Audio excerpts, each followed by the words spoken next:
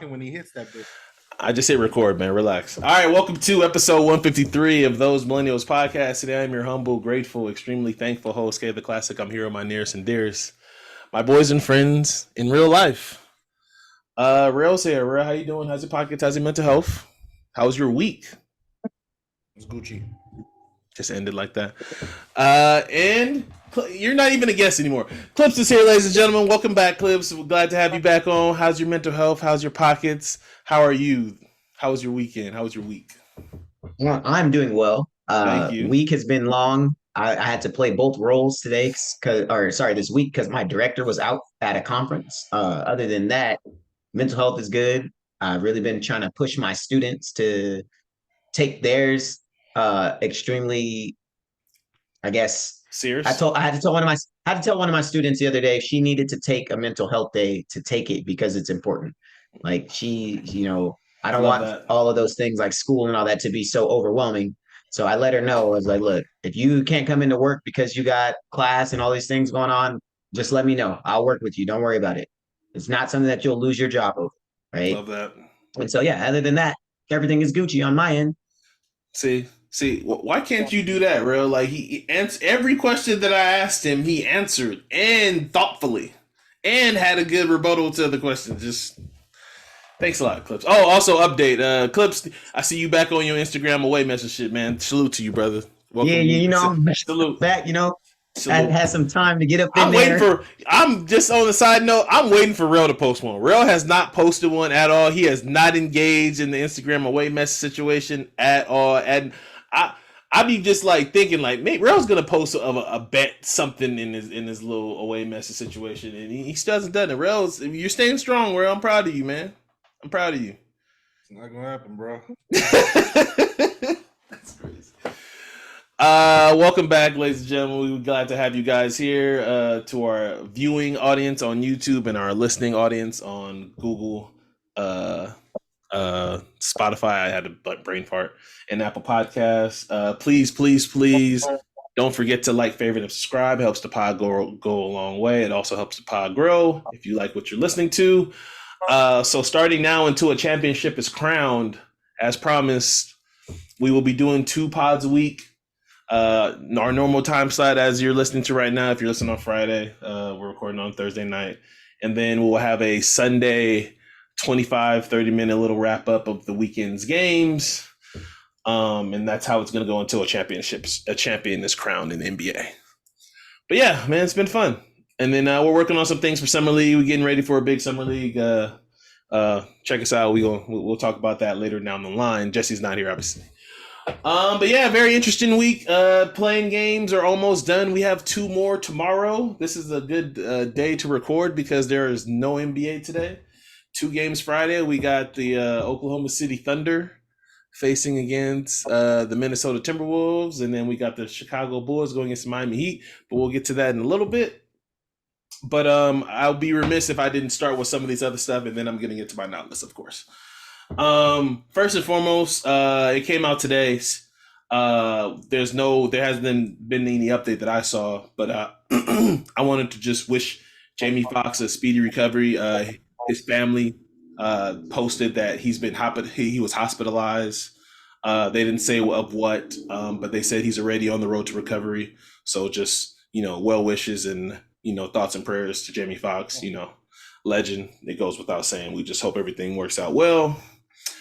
Also, this one's kind of tough. You guys want to feel old? You guys ready to feel old? It's been 7 years since the late great Kobe Bryant's last game, since the 60-point game against Utah. When I saw that, I was like, "Yo, time is we really are in the Matrix," because I can describe that game to you like it happened yesterday. It's freaking wild. But it's been 7 years, man. 7 years already, almost a decade. I can remember the day that we were sitting outside of Staples when he announced he retired. Where he retired. That was the same year.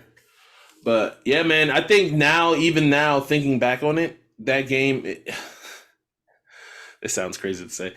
At the time, because I was 7 years ago, I was not a Laker fan, so I'm being honest. I like to be honest on the pod. I was not a Laker fan. And again, because whatever, I was not. But I kind of the game is going. The game is underrated now, in my opinion. I think it's an underrated game. It's I know it gets brought up every year. The only thing I didn't critique Kobe's performance. The only thing I critiqued was the referees, because the screens that Larry Nance Jr. was screening the Utah Jazz players there was some illegal screens. He looked like an offensive lineman out there moving motherfuckers out the way.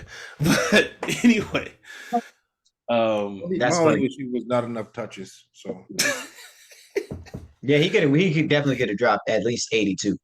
yeah, he could have. There was a couple more. I was like, wait, why'd you shoot that? Get it back to him. Yeah, that fourth quarter goes. He's like it's not remembered that. And I think in the fourth quarter he scored 23 points. Like, it's just anyway. R.I.P. Always rest in peace to the Mamba, Kobe. All right, so it's not list time out the game. Unless you guys want to talk boxing before I get to not list. No, I thought we put that at the end. Huh? I thought we was gonna put that at the end. Okay, cool. All right, so not list time. So for those who are new to the program, first of all, welcome. Second of all, not list is just how it sounds. It's a list compiled of stuff that I have curated throughout the week that we're not talking about, but we're really going to talk about these things. All right, number one on the not list. Get the fuck Dalai Lama the fuck out of here. If you guys didn't see the news, we're not talking about the Dalai Lama. Up until this point, We're not. if you did not see the news of Dalai Lama, he's a sick fuck, and I would just leave it at that. Thank God there's camera phones. Just thank God. Thank God.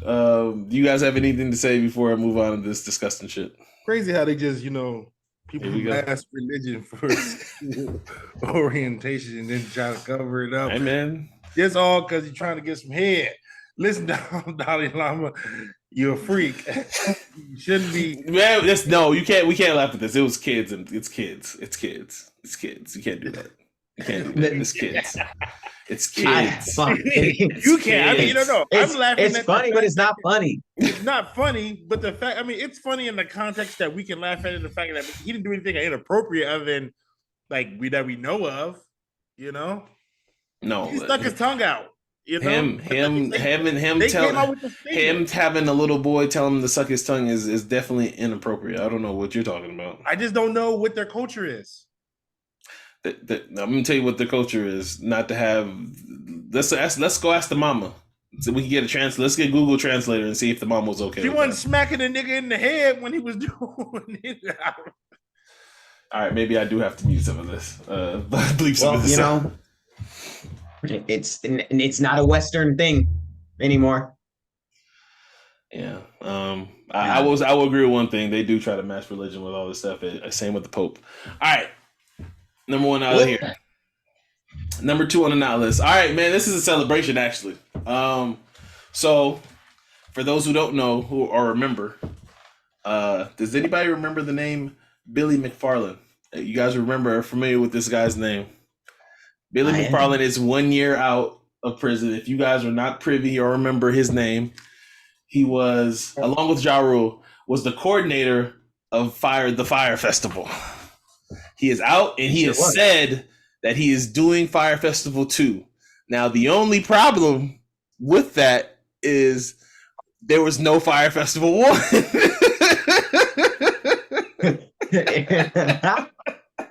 That's fucking hilarious. There was no Fyre Festival 1. So how you gonna do Fyre Festival 2 if there was no Fyre Festival 1? He had a festival. It just wasn't what he thought it was. So maybe this is the comeback. Try wedding planning, bro. He needs to just rent out like a House of Blues. Ja Rule, stay away from this, man, because we will get your ass next time if you put your name next to this man. Hold on, real quick. So this happened. When was the original Fyre Festival happen? What year was this? 20 maybe 14, 15, 16? It's like, yeah, it had to be like 20s. Damn. Hold on. Let me look this. Nah, it's no way. I wrote a song about this. What? Yeah, you're gonna have to send me this song. Sorry, guys. This is what audio people want to hear. I'm gonna keep talking while Clips finds it because Rell decided not to talk. There's no way. I want to jump on your not list. Are you gonna talk about the Freaknik doc? Yeah, it's 2017. Yes. Okay. So yes, we can talk about the Freaknik doc, asshole. Yes. So 2017. So sheesh. Damn. Almost 10 years ago. Wild. Almost 10 years ago. I will say this for Mr. McFarland. The social media influencers today are built differently than the ones back then. So you might be able to get a whole bunch of white people to come back out there. Because I tell you who's not going. We not going. For those who are listening, I just pointed at my skin. We not going. Y'all go over there and tell me how cheese sandwiches. Yeah, cheese sandwiches. We shouldn't be laughing because I think a couple people actually died in the middle of the night. But for real? Which Fyre Festival did you? So which documentary did you watch? Did you watch the Hulu one or the Netflix one? Because I watched the Netflix one. I didn't watch the Hulu one. Netflix. You remember Clips? Which one did you watch? I didn't watch either one of them. I was trying to stay as far away from this as possible. This was this. Oh, well, okay, that makes sense. Oh, then if you're bored and you go I didn't know watch. People died. Yeah, I think like 2 people died if I remember off the top of my head. I think Woodstock 99 was worse. Woodstock. You said Woodstock? Woodstock 99. So speaking of course, Woodstock was. Come on, man, it's Woodstock. Right. Woodstock 99, all the rape and shit that was going on. Go watch that. It was Go watch the HBO doc on that. That was pretty good. So speaking of it, Hulu and festivals, Rell brought up a good point that I completely forgot about. So the Freaknik doc that's coming on Hulu, which I'm not gonna lie, it's kind of disappointing, and I'll get to that point. So for those who don't know, I don't know why you wouldn't know. Freaknik was I don't even know how to say it in today's society without having to bleep myself. It was an event. I'm trying to tiptoe here. Where men and a lot of promiscuous women there we go to celebrate. I don't know. Come on, help me out with the words. I don't know how to say it in the politically nice way here. Basically, it was just like it was Miami spring break. No, way worse. Way worse than that. Hey, it was. I heard a story literally 2 days ago on one of my podcasts that I listened to, where one of the dudes' homies went to Freaknik. They were in a car, stopped like dead traffic on the way to Freaknik, right? Some girls pulled up to their car and was like, "Yo, what's up? You cute? What's up with you cute?" She hopped in the back seat. He put on the condom. They fucked in the back seat. And then he took the condom off, threw it out the window, and they drove off. She left. It was gone. This is the kind of stuff that was happening at Freaknik. They need to bring. So it was. They need. It was a lot of. They would not be able to bring. They would not be able to bring casual encounters. Casual encounters. Casual encounters. There's a lot of videos of men groping women and women. Yeah, that's not cool. Let's be honest. Being okay with it. That's the videos I saw. The only issue. This is my only issue that I saw with this. I'm upset that Hulu's doing it because Hulu is Disney, and if I want to see this doc, I want to see the good shit. Why isn't HBO doing this? That's true. I didn't think about that. Factual. If you're gonna do a doc of Freaknik, I don't want the mouse doing it. I don't want the House of Mouse doing it. No disrespect to Hulu, because I watch a lot of things on Hulu. But Vice could have done it too. Disney stepping into. But I will check it out. It's slated to come out in 2024 if I remember correctly. But yeah, man, Freaknik was from 1984 to 1997, if I remember correctly off the top of my dome. Something around there. And some of y'all aunties JD are and a out lot of I know. Ask your auntie if she was down there. They tried to bring it back in 20. That might have been 2017 too. 2018. They tried to bring it back. 2017 was just wild. They tried to bring it back like 2017 era, and obviously it was not going to happen because today is a different age. Me Too is out here. It's a whole different world in 2023. You can't get away with some of the stuff. I'm just saying, for those who want to go, can go, and we can do it in Vegas, specifically in Henderson. There's a spot we can start at. Get the new Freaknik going, and we get it going out here. All right. No, don't go. Don't go. It's a bad idea. Bad idea. All right. Okay, so speaking of podcast it's the house party with no lights. That's all I'm saying. That's all my Freaknik is. Just a house party, R&B, and no lights. Hey, one of my favorite house parties was an empty house, and it was barely any light in that house. Anyway, San Bernardino? No, it wasn't either. I just thought about what you were saying. You gotta let this San Bernardino story go. Anyway, number three, speaking of podcasts, and podcast wars specifically. Bare Minimum Boys Club. Yeah, he already knows where I'm going. So recently, everybody knows the Joe Budden podcast and are familiar with the breakup, the very public breakup of Rory and Mal off of the Joe Budden podcast. And Rory Mal has since then created their own show. And the last couple episodes, they've been sniping at each other. More so Joe than Rory and Mal. Just like Clip said, Joe referred to them as the Bare Minimum Boys, which has coined a phrase to where Rory and Mal have created shirts. I think this is funny. Joe's, and people say this all the time. I agree with a lot of Joe's points about them because I can see it now that like I'm 154 episodes in. Like I can see it. Like I can see the difference between how one entity operates and how another entity operates. But yeah, you have anything to add, Clips, to that, or?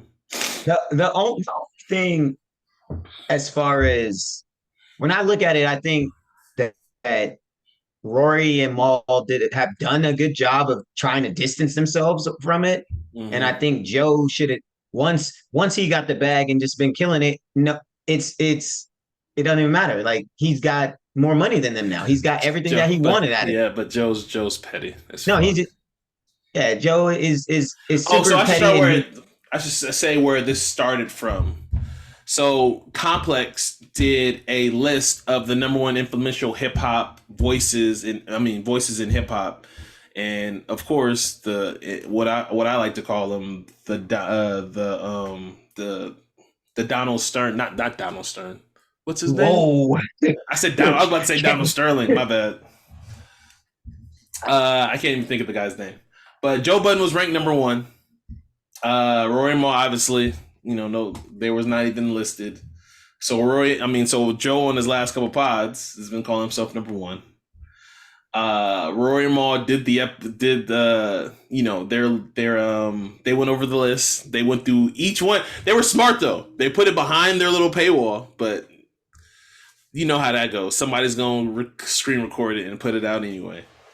Yeah. So they put it out, and immediately, Mal called him a thief, and it was on after that. The cat burglar.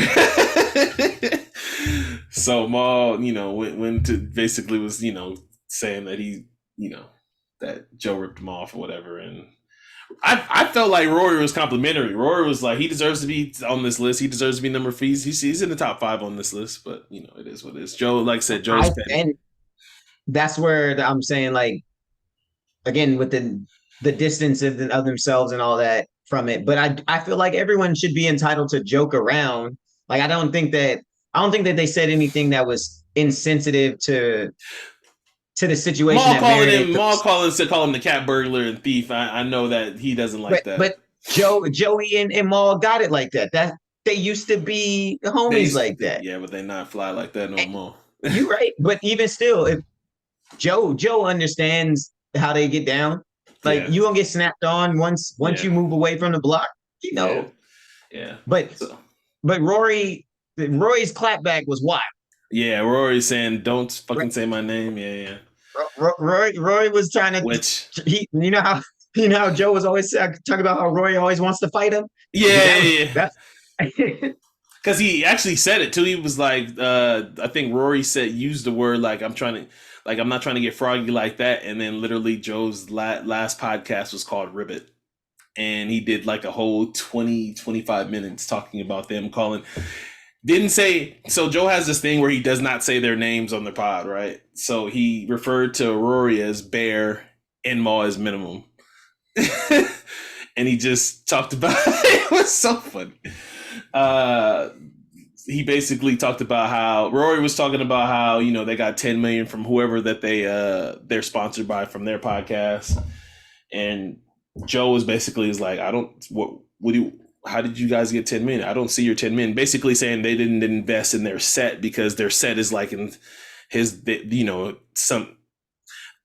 how they got their shit set up is like very, very amateur of a person, of people who got $10 million from a company. Because they have wires showing. They don't got professional cameras. They're sitting on some little rinky dink couch. They're doing it in his basement. He just was like, basically, y'all not even investing in y'all shit. And obviously he was saying, y'all holding y'all mics. Like y'all don't even care about this podcast shit enough to get mic stands. So, and then they got mic stands. It's bro, it's just, I love the little back and forth. I think it's funny. If they're understanding what they're doing, they're literally raising both platforms by their beef. By their beef, yeah. So they're paying each other essentially. You scratch my back, I scratch yours. Basically, that's what somebody on Reddit was talking about. Like, how do we know this isn't some big Ponzi scheme for them both of their podcasts to pop? And I was like, then they win. That would be wild. You did say we're living in the Matrix earlier. We're living in the Matrix, man. But yeah, I thought that was funny. All right, so some more sick shit real quick, and then we can get out of this. No, not list. Number 4 on the not list, man. This one hurts, man. This one hurts because I like this artist, and I'm probably not gonna be able to play his music for right now, man. So if you don't know, it was a while ago that it was not reported because it came out, but Marques Houston has a wife who is 19 years of age, who he met. No, she's 23 now, right? She's like 22, 23 now. He met her when she was 17. Wait for it. He met her when she was 17. He claims, this is what this man said, they did not get together until she was 18. Hey, Rell, real quick. If I meet somebody at 17, right? And don't you think I would have to find them attractive somewhat at 17 before I just like, oh, the clock striped 12 and she's 18 years old? Mm-hmm. Okay. Fair enough. So they ended up getting married, and he's been doing this little press run, trying to defend him being married to such a woman that's so young. But the crazy thing about doing press runs, naked no more, Marques. We not playing naked no more. We're not gonna be immature, buddy. That was a good one. I can't. The song I was talking about, I can't listen to All Because of You when I'm cleaning, man. That's one of my cleaning songs right there, man. Anyway, Sex with You. Don't go over this. We're not gonna go over his discog right now because I'm gonna get mad. So. Stop it! He got way more than 3. Don't do that to MH. Circles is hard. Anyway, that whole album, Circles, came out. It was hard. I forgot the name of it off the top of my head. Ain't that song about Beyonce? I thought Marques dated Beyonce at one point. I don't know. Boy, don't go home, Roger. Go. No, Marques. That was another good one. Look at man. You Google good. it. I'm telling you. Fact check that. I'm telling you, bro. I know what I'm talking about. No, Marques Houston dated Beyonce at one point. I think the song "Circle" is actually about her. Okay, while he's doing that, I would just like to say, as a fan, well, like I said, so first, this man is doing a defend himself press run where he has nothing to promote. He's literally defending himself about why he's married to someone so young. And he sounds crazy. I don't know if you guys heard some of the clips where he said he did the same thing that Rell just talked about a couple while ago, where he blamed God, was like, I never met somebody who was so in love with God like that.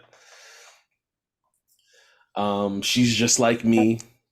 He sounds crazy. And thoughts and prayers, man. She's of age now and nobody can do nothing now, but the way he was defending himself, some of these people need publicists. Some of these people need somebody to protect them from themselves, because like he's doing a press run that's like, you're not promoting anything. You don't got no bar soap brand promoting. You ain't got no new album. Like, what are you doing? Why are you defending yourself like that? Kev. Yeah. 2017 Vlad TV interview.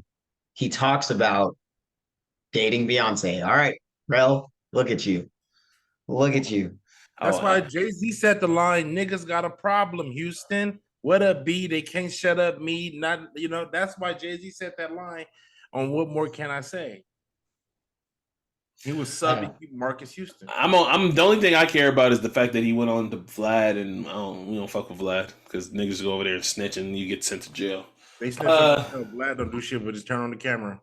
I know, basically. But niggas go over there and confess. You would think they in the confessional. Anyway, yeah, man, that sucks. That's wild behavior. MH, just get your. Oh, this is what I'm about to say. What we need? You know what the streets need? The streets need a real HBO documentary on B2K and Immature. Just combine them both. Tell us all the stories. Give us all the stories. I want the Chris. I want all the Chris Stokes shit. I want all the Raz B shit. I know. Look at his eyes.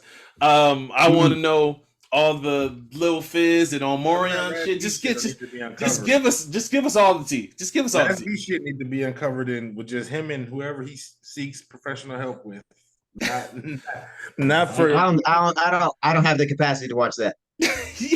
That shit would have to be like 5. That shit. I thought Omarion was trying to do something like that when they were trying to do this whole fucking Scream tour. I know, but I don't want it done by them. I want it done by people around them. Because they're gonna give it up. They gonna give us the real shit.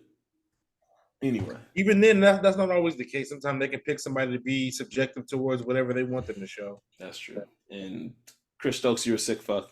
Anyway, that was number 5. Your not list is really like, this is smacking today. I know, man. It's a lot of bad shit going on. This is when you got to make the not list fast, and I didn't prep for the whole week like I normally do. All right, 2 more on the not list, and then we can move on to the NBA topics. This one, literally, my list tells me to go to my phone, so I'm going to my phone. All right, so it came out this week. So earlier, a couple months ago, Rell and I was on here and we talked about how YouTube TV has won the rights over Sunday Ticket, and the prices have came out just a couple of days ago. You guys want to hear the prices? You guys ready for this? So YouTube announced its pricing for NFL Sunday Ticket. YouTube TV subscribers, it's me, $349 on the season, $249 if you purchase before June 6th, $389 if you bundle it with Red Zone, and for you non-heathens, non-YouTube TV subscribers, it is $449 for the season, $349 if you do it early, and then $489 with Red Zone. Now, do you guys think that's again, speaking from somebody who hasn't bought, I haven't had DirecTV in like, I don't know, maybe like 5 years. So I haven't purchased Sunday ticket in a long time. I can't even tell you how much I paid for Sunday ticket the last time I purchased it. It was probably around in the 200 range, if I remember correctly, with everything included. Do you guys think this is fair? Too high? Too low? Is it worth the price? I mean, as somebody who out here, the casinos have become an easy way for me not to invest in Sunday ticket. Yep. Because they have every game on. Just in the sports book. There's several illegal streaming services that I go through. You gonna say that on a public platform, but keep going. I mean, people say it on bigger platforms that Hey, Rell, I don't know about you, but I have an FBI agent, so stop it. I pirate. But overall, I just feel like these prices are getting out of hand. So, what'd you say for YouTube before? With Red Zone $349? With or without you already have a YouTube subscription? I have a YouTube TV account. So with Red Zone, it is $389 if you bundle with Red Zone. If you do it early before June 6th, you can get it for $289. So if I really want to, go the reliable route, which sometimes I do because sometimes streaming sucks, like I'm going to be almost at $1,000 in sports streaming services because I pay for the MLB package. That's $24.99 a month. I pay all year for the NBA package just to secure it, and that's what $249 a month.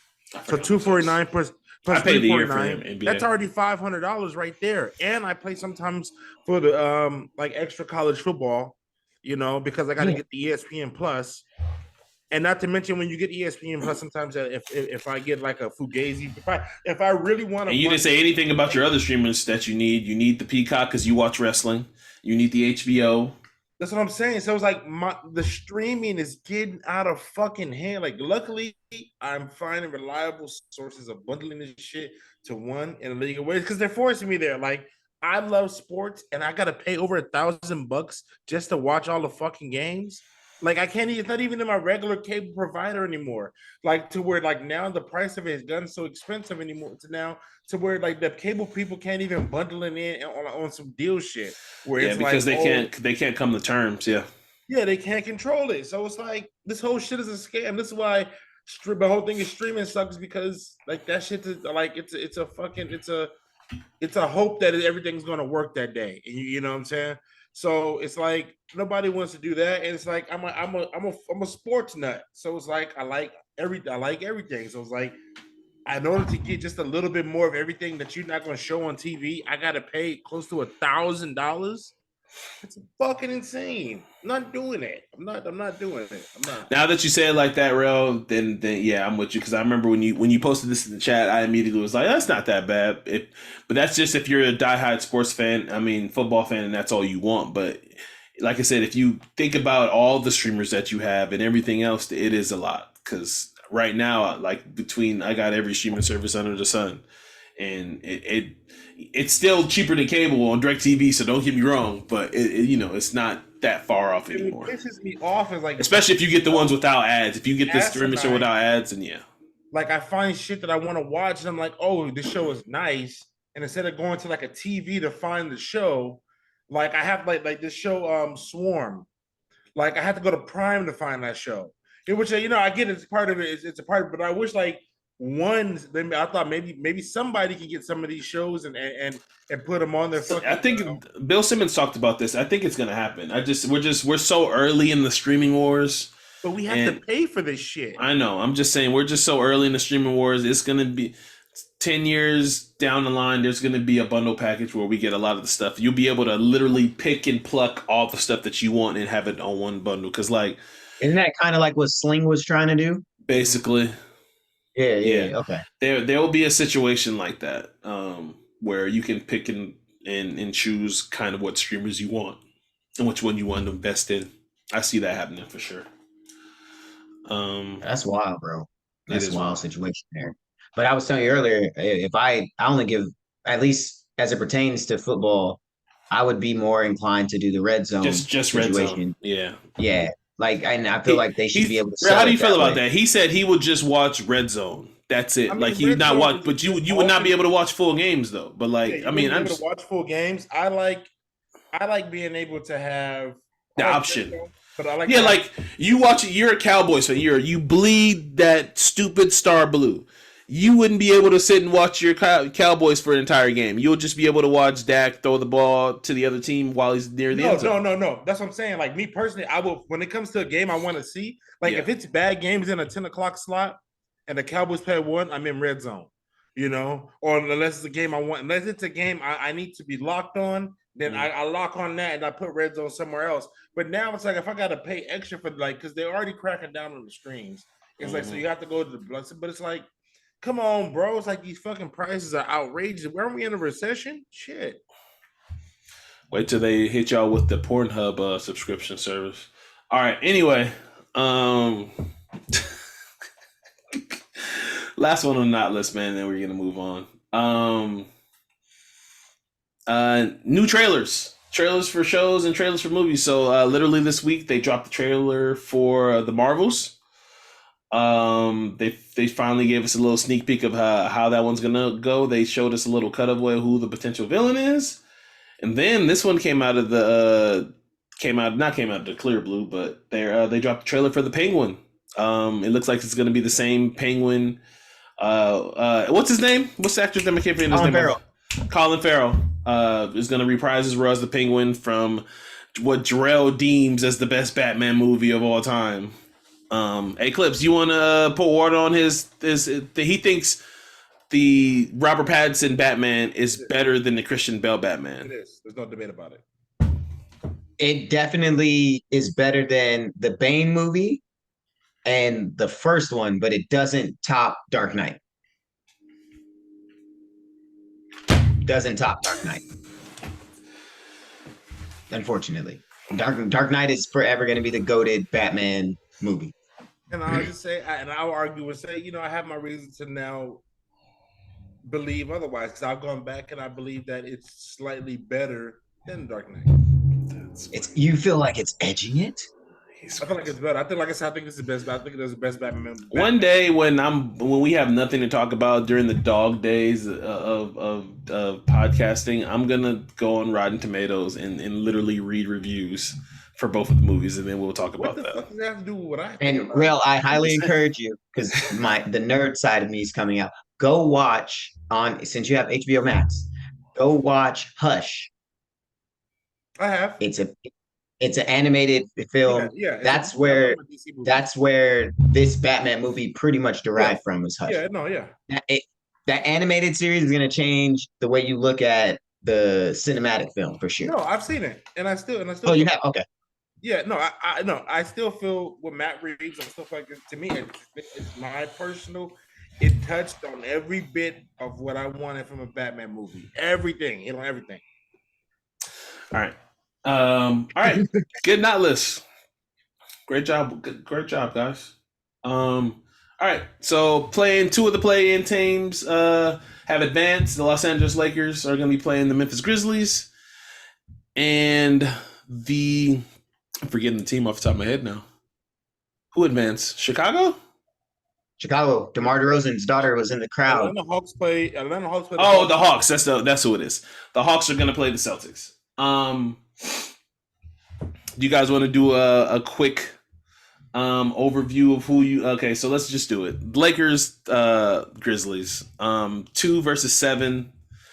Ja versus Bron. AD versus Triple J. Aaron Brooks versus I guess himself. Dennis Schroeder. I don't know who you want to say. Who do you guys like in the series? How many games? I'm gonna start with you, Clips. Who do you like in the series? Where are you gonna and who? So pick who you're gonna pick, and then tell us why, and then give us one of the key things that needs to happen in order for that to happen. All right, so I'm going to go with the Lakers in 6. Okay. I do feel like the Lakers have a deeper bench than the Grizzlies do. And beyond the star power of Bane and Morant, they have to rely on someone like Brooks to also help scoring. But Brooks feels like he's a star, though. He plays like a poor man's. He dresses like he's a star. He talks shit like he's a star. He feels like he's the man. I don't know what to tell him. I don't know what to tell him. Somebody's gonna tell him eventually. Somebody He'll needs to find tell out. him. Somebody needs to tell him he's a free agent, and there's no guarantee the Grizzlies are going to bring his Oh, solid not self back. no, he's gonna be Jay Crowder. But A pass around. what Keep going. what I feel like the Lakers do well is their whole season has been playing from behind.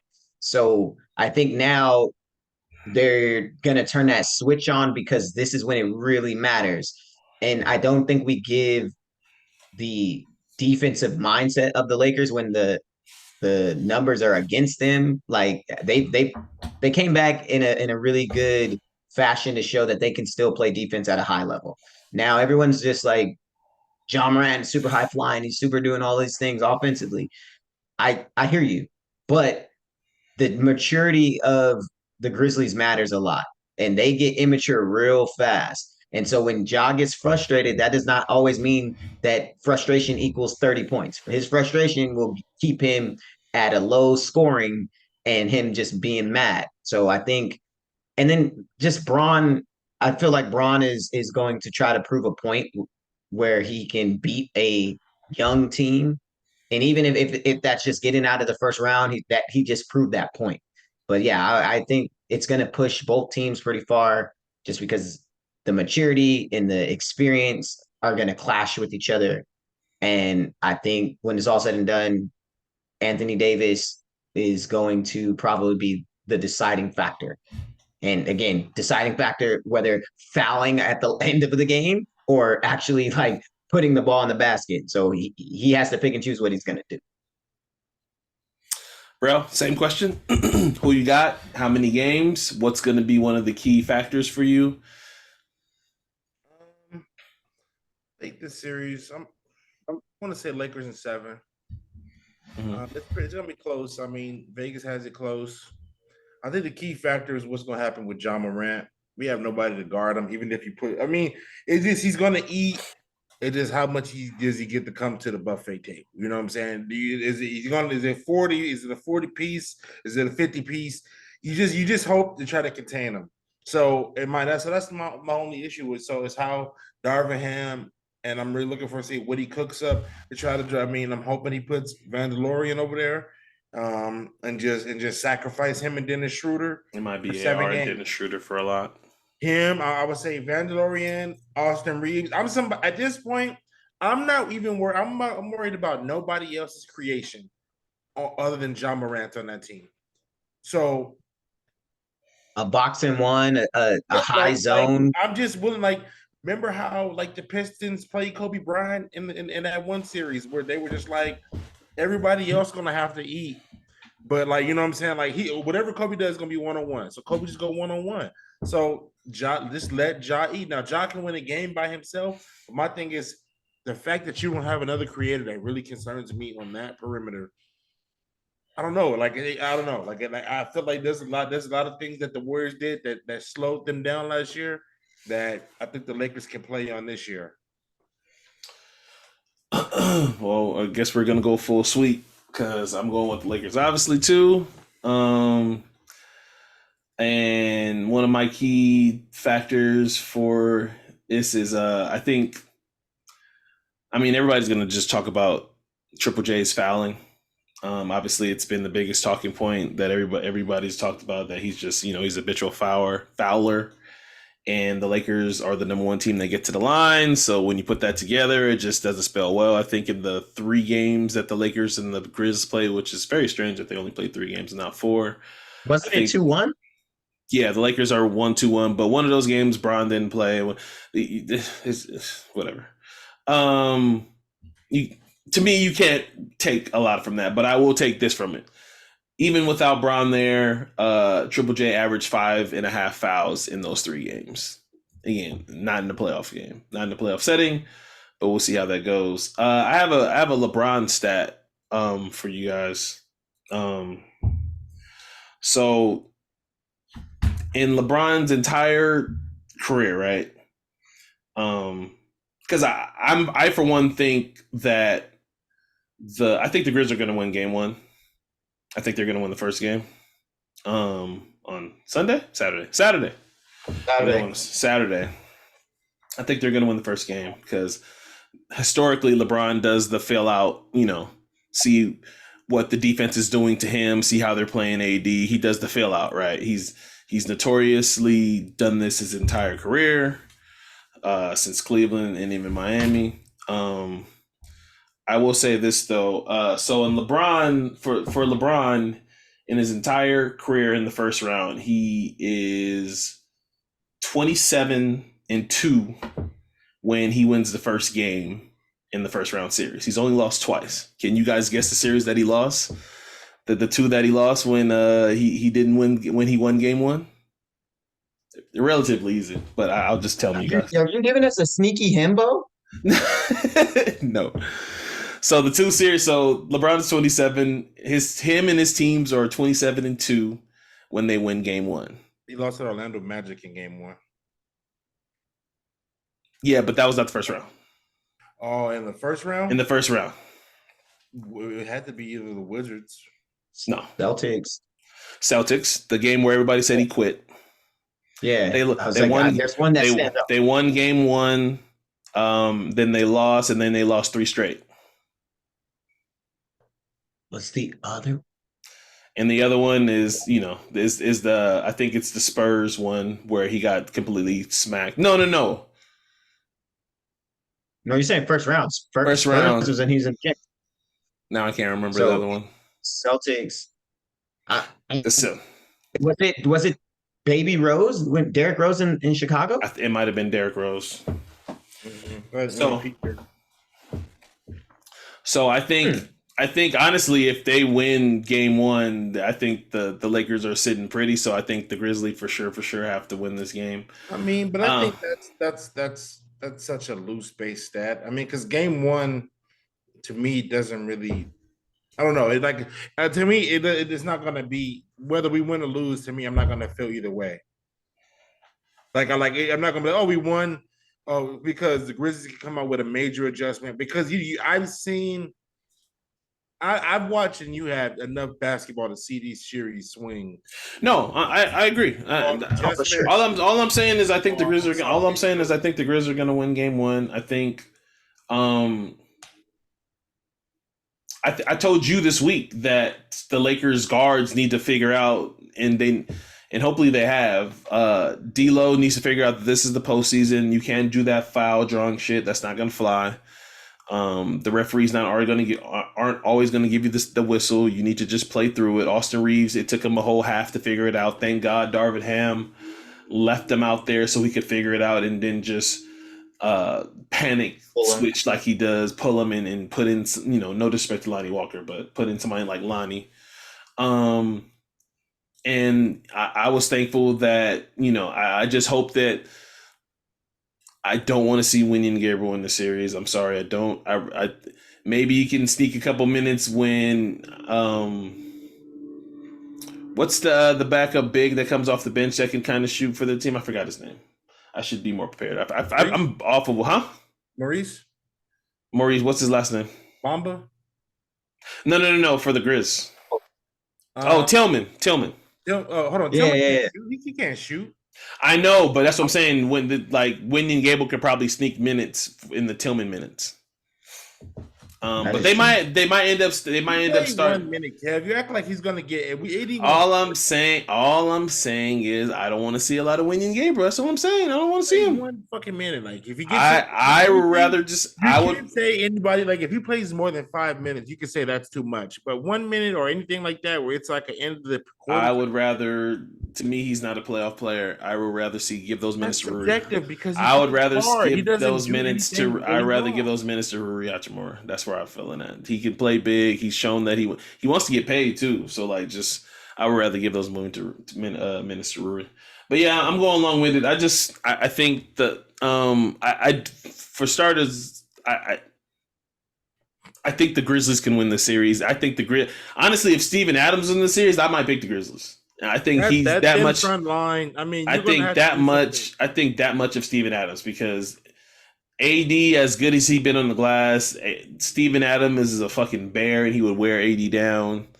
I just, the basketball gods were smiling. Steven Adams is gonna would force AD to do that mid-range leg kick out shot that no one likes doing. Yeah, definitely.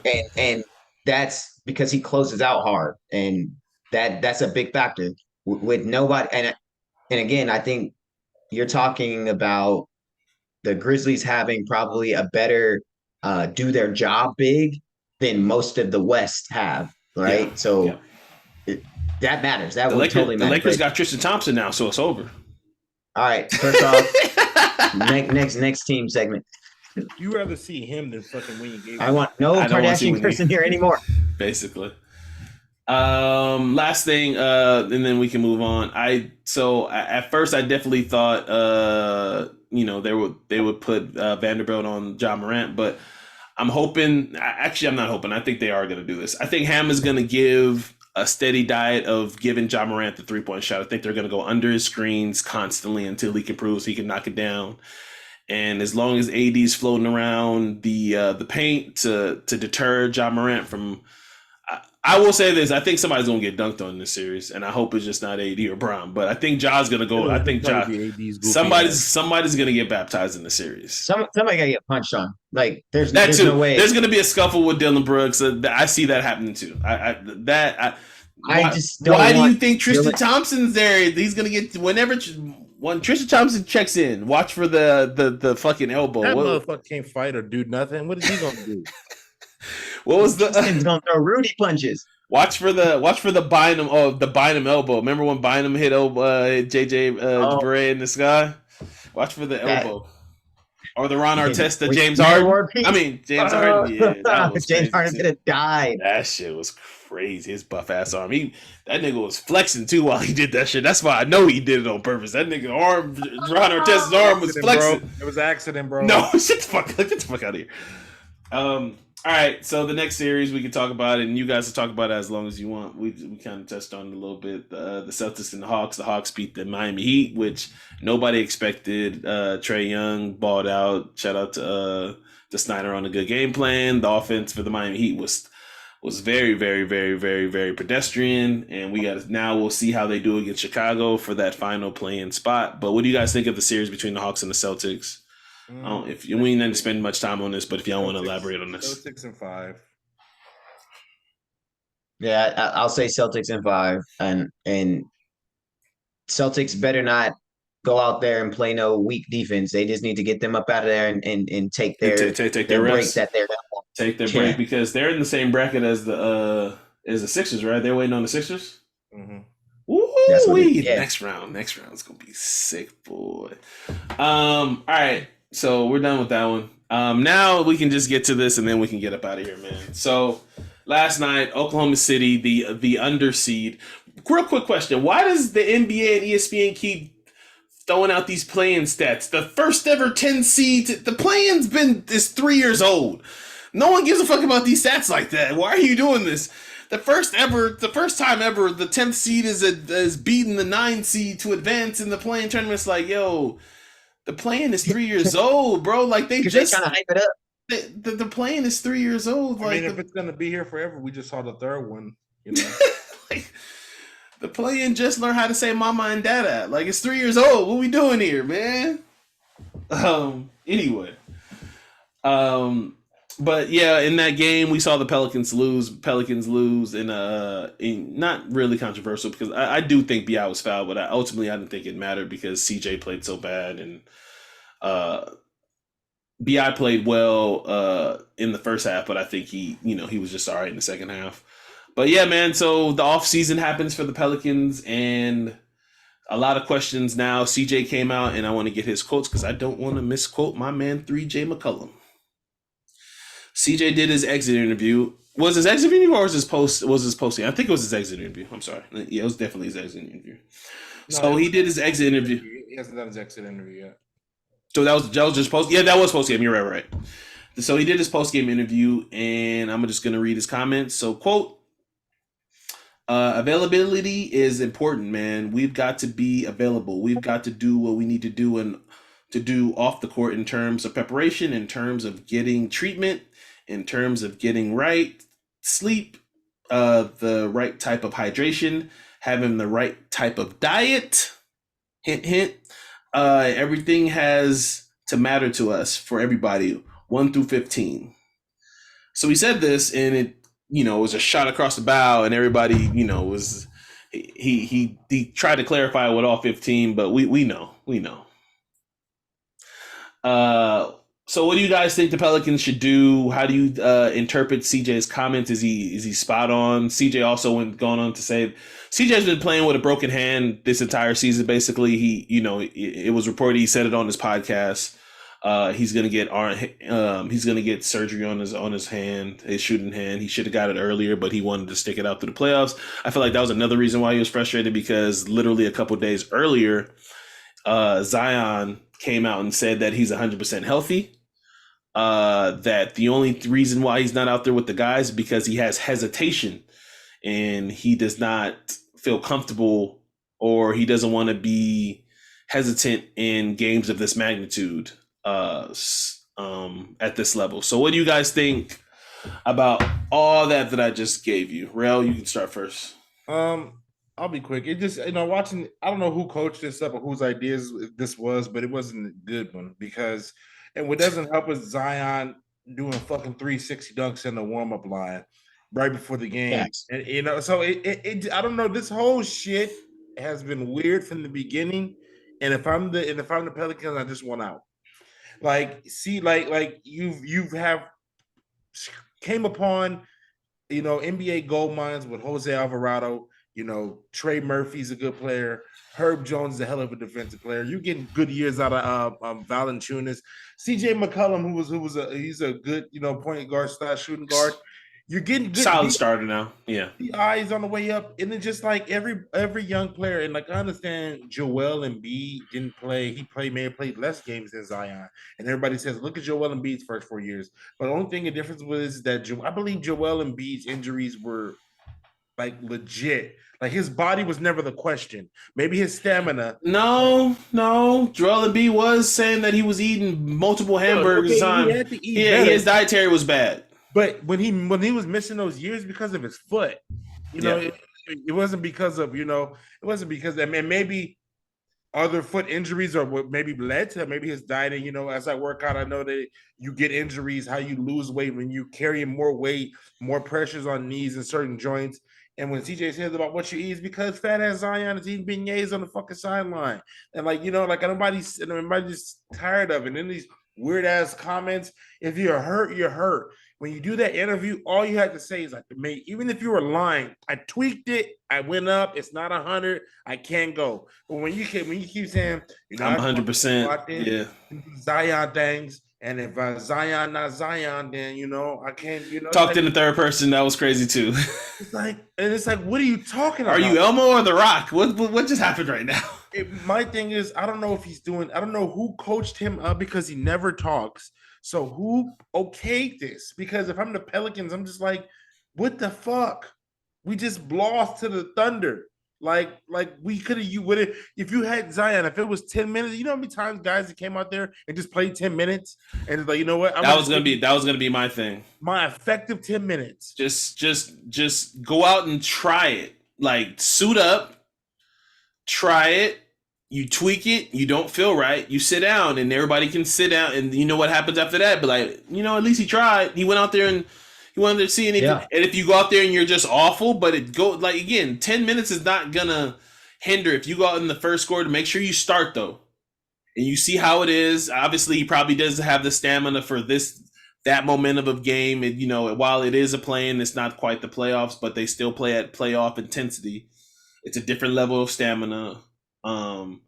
Maybe he just didn't feel comfortable with that. But not to catch up, but it's those kind of comments that make people just like, it just turns people off. Like, we're just like, if you don't feel right, like if everybody didn't feel right, that's why the NBA is in a bad place right now. Not to compare my work with everybody else's work to what the fuck he does, but I don't want to hear about that shit. But like at the end of the day, like, I just can't. It just, I got hesitation. I don't feel like me. It's just like, nobody wants to hear that, bro. Especially somebody who worked fucking 12 hours, who pay hard-earned money to come watch your ass, bust your ass for the $140 million you get paid to do. So that's the issue. Is that so when you say shit like that, I don't know who's coaching them, but that was stupid. This whole situation is stupid.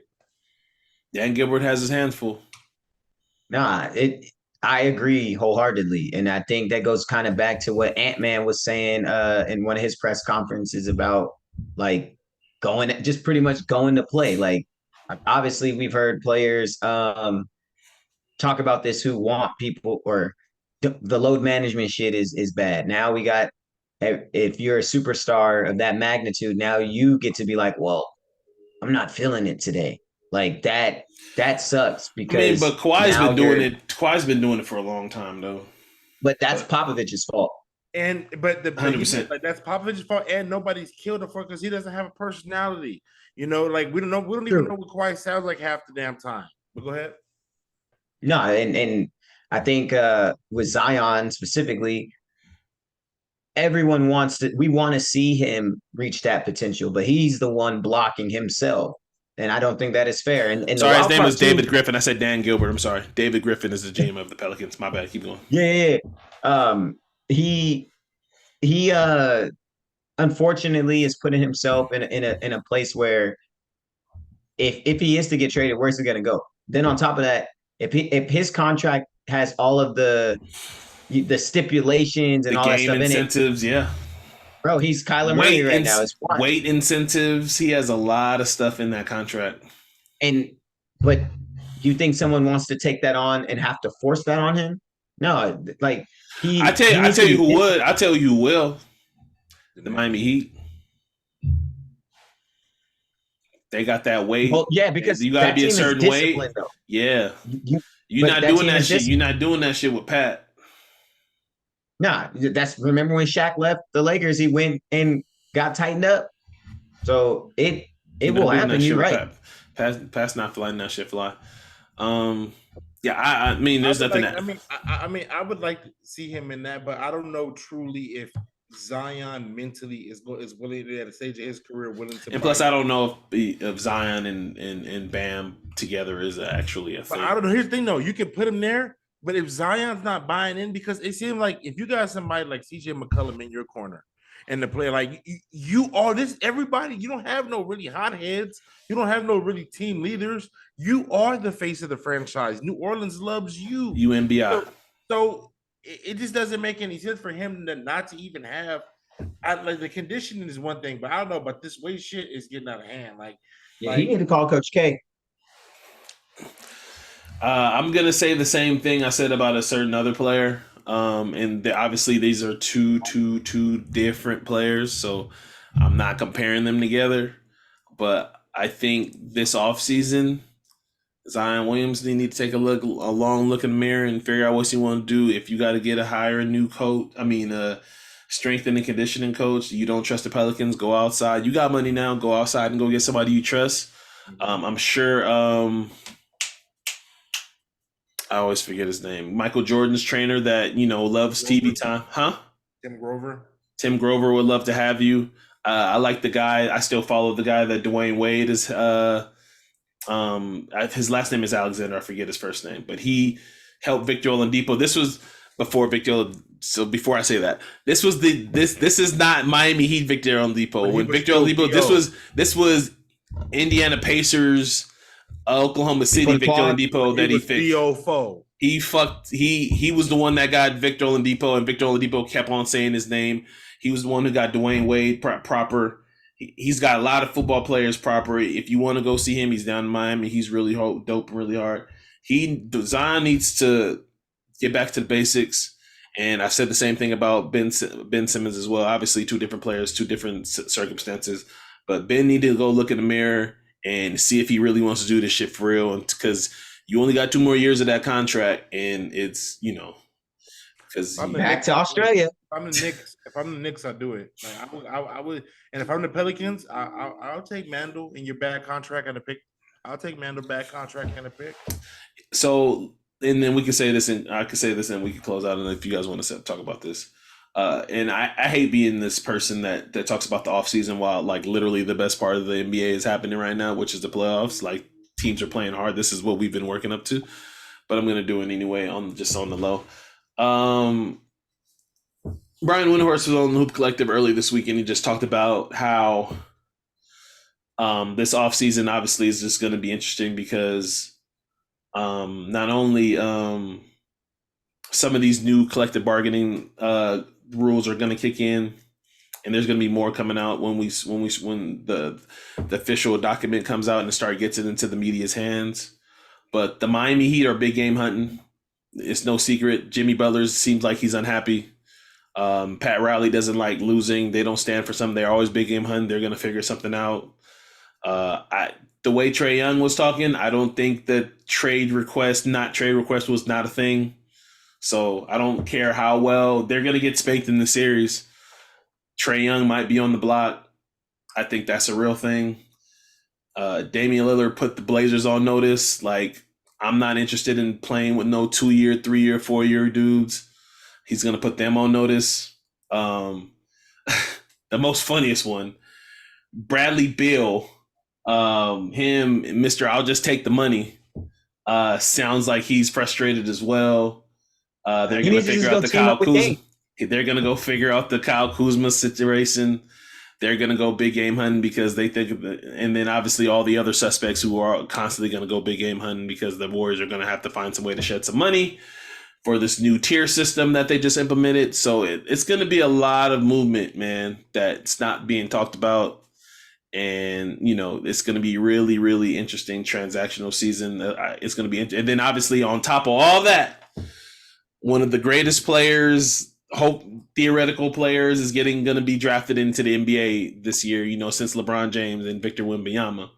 So we're going to have a very, very interesting season next year, man. And obviously I think the Pelicans are going to have some moves. They're going to have some stuff to talk about and figure out. So it'll be a lot of teams, big game hunting, trying to figure it out. And I expect a lot of movement in off season when the season's done.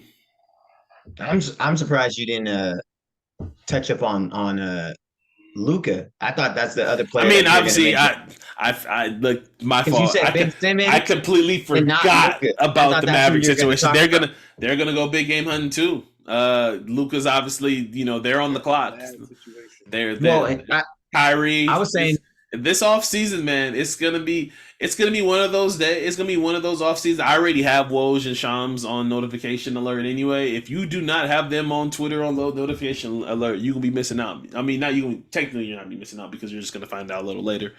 But yeah, man, I'm sure those guys are gonna be working all throughout the off season. Yeah. The big thing I was gonna touch upon was just Luka and Zion have that whole coming in unhealthy. I think that's the bigger part. And but the Luka thing is crazy though, because he's been playing nonstop for like the last 5 years. Yeah. So then he talked about that down one of those things. Yeah, he when he stops, he stops. But clearly. We can go from there, man. Do you have any? Did you guys want to talk about boxing before we get out of here? You guys want to talk about the matchups? This is not my realm, my realm of expertise. Go ahead, Clips. Rell, who you got? You got Tank or you got Garcia? Tank. I think it should be a good fight. Brian Garcia is coming in hot. When is the fight? April 22nd. Okay. So right around the corner, but it's also several good fights here. I got Tank. You're not kidding. That's next week. Yeah, I got Tank. I got Bud and the Bud Crawford and the Errol Spence fight that's coming up, and also Devin Haney, stop ducking Shakur. Devin Haney, stop ducking Shakur. Get what's coming to you, Devin Haney. Devin Haney about to lose, bro, and he knows it. Devin Haney going down, bro. He's not good. I've never liked that. And if Haney wins and Garcia wins, Garcia's been talking about how he wants to fight him next. Oh wow! So Shakur, people gonna keep ducking Shakur. Nobody wants to see Shakur, and that's my dude. Yeah, Shakur's my guy. Shakur, that fight was wild. If anything, the two that you can match up, at least you'll know you'll get a fight and a good fight out of. You could probably, and they're not even obviously in the same weight class, but if they did move some around, Brandon Lee and Shakur would be a cool one. I like Brandon Lee. I like Brandon Lee a lot. Yeah. That would be a good one. But my favorite fighters are Shakur and Bud. and they're gonna both fight. So I'm a big Bud fan. So Bud Crawford is that guy from Nebraska. But this fight that's coming up, he said Vegas is gonna be popping. I just hate you don't think about Vegas. Don't go anywhere near the strip because that shit's gonna be. If you go Cone City anyway, it's already fucking there. Speaking as a person that drives every day, this F1 shit, I can't wait till they done. Get the fuck out of here. Get the shit out of here. Tropicana all fucked up. I hate this. I can't wait for that F1 shit. That F1 shit about to be lit, bro. Yeah. All right, man. Thank you guys for listening. We appreciate you guys. We love you guys. Don't forget to like, favorite, and subscribe. Helps the pod go a long way, man. Thank you to all our listeners, all our YouTube supporters. Check us out on YouTube. Don't forget to comment, rate, review, and on Spotify as well. It helps, helps us, man. Just, leave. I love 5 stars, but I don't mind a 4-star review. Please leave a 4-star, 5-star, 4-star. That's it, though. That's it. Nothing lower than that. 5-star and 4-star reviews. That's it. End the list. 4 stars. I don't want no 4 stars. 4 stars ain't that bad. I'll take a 4-star. 5 stars better. But Clips, thank you. As always, man. We love having you on, brother. Pharrell, no problem. Clips. I'm Kay, and shout out to Jesse, and we're those millennials, and we're out.